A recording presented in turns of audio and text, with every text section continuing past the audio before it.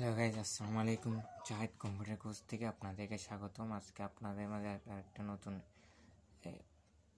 নতুন কিছু শেয়ার করবো। সেটার জন্য আমি কী করবো, আপনি যখন একটা পুরাতন হোক নতুন হোক, যখন ডেস্কটপ অথবা ল্যাপটপ ক্রয় করবেন, তখন আপনাদের একটা জিনিস হবে, এটা কীরকম প্রসেসটা কীরকম কাজ করবে, র্যাম রোম সিপিইউ প্রসেস সবগুলো কীভাবে এগুলো দেখবেন, সেটা দেখার জন্য আমাদের প্রথমে কী করতে হবে, প্রথমে উইন্ডোজ প্লাস আর করতে হবে। তারপর এরকম ইন্টারফেস শো করবে। জাস্ট এখানে যেটা দেখো, জাস্ট এখান থেকে কি লিখবেন, ডি, আমি ক্যাপস লক দিয়ে লিখতেছি, DXDI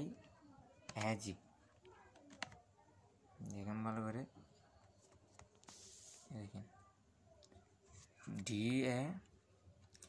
DXDIGA লিখার পর জাস্ট ওকেতে ক্লিক করবেন।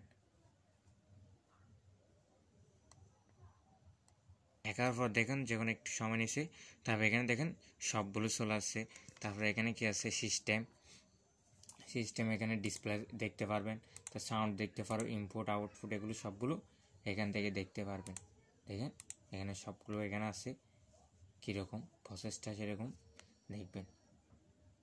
আল্লাহ হাফেজ। আরও একটা নতুন ভিডিও পাওয়ার জন্য, নতুন এরকম ভিডিও পাওয়ার জন্য আমার চ্যানেলটি সাবস্ক্রাইব করুন, বেল আইকনটি অল করে দিবেন। ধন্যবাদ। আসসালামু আলাইকুম।